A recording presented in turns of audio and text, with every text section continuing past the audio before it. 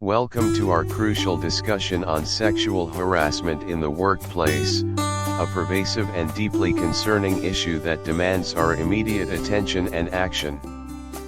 This problem transcends industries, professions, and hierarchies, affecting individuals across all sectors of the workforce.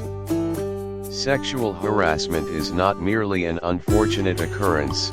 It is a fundamental violation of human rights that undermines the dignity, safety, and well-being of employees.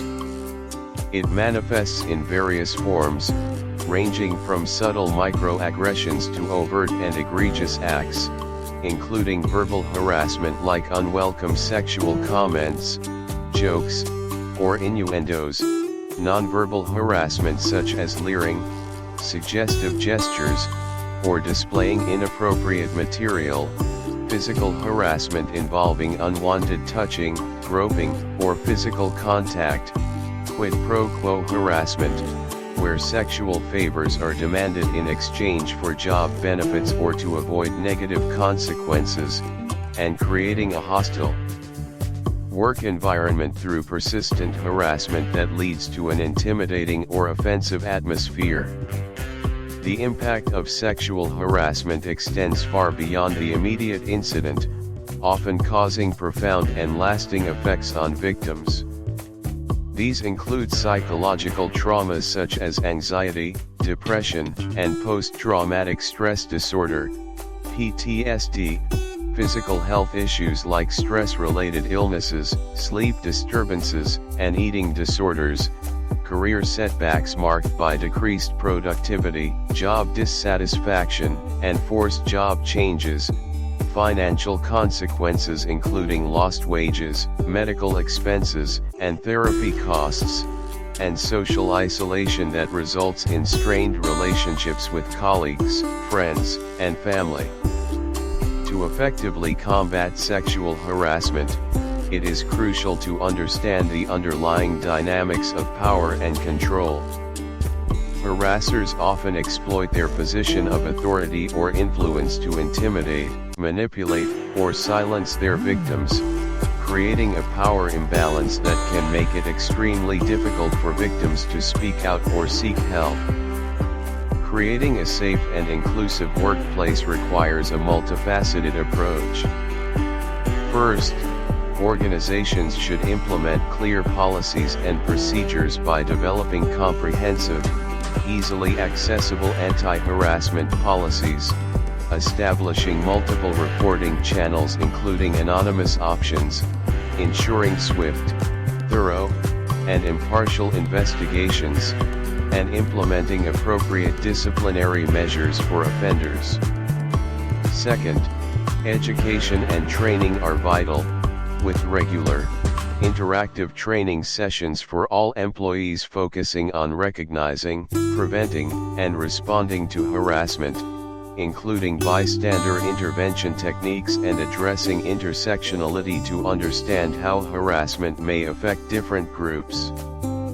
Third, fostering a culture of respect is essential, promoting diversity, equity, and inclusion at all levels, encouraging open communication and active listening, celebrating differences, promoting empathy, and addressing unconscious biases and microaggressions.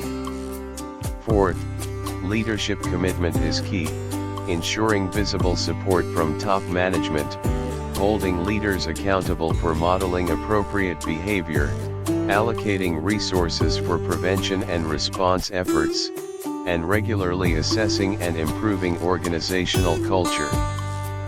Fifth, providing support for victims is crucial by offering access to counseling and mental health resources, legal advice, and support, measures to protect victims from retaliation, and creating support groups or mentorship programs.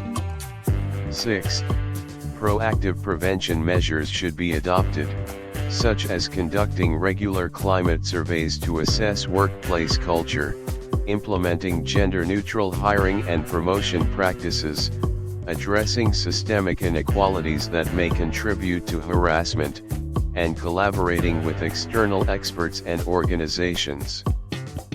Finally, continuous improvement is necessary by regularly reviewing and updating policies and procedures, monitoring trends and best practices in harassment prevention, soliciting feedback from employees on the effectiveness of initiatives, and adapting strategies based on evolving workplace dynamics.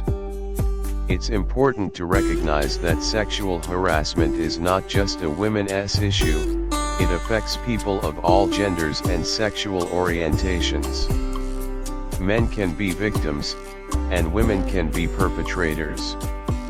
Additionally, certain groups may be particularly vulnerable, such as LGBTQ+ individuals, racial minorities, and those with disabilities.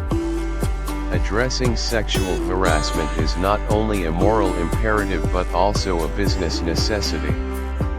Companies that fail to tackle this issue may face legal consequences, reputational damage, decreased productivity, and difficulty attracting and retaining talent.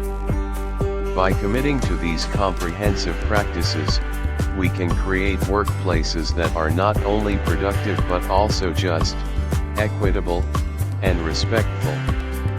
Every individual deserves to work in an environment free from harassment, where they can reach their full potential without fear or inhibition. Let us move beyond mere compliance and strive for genuine cultural transformation.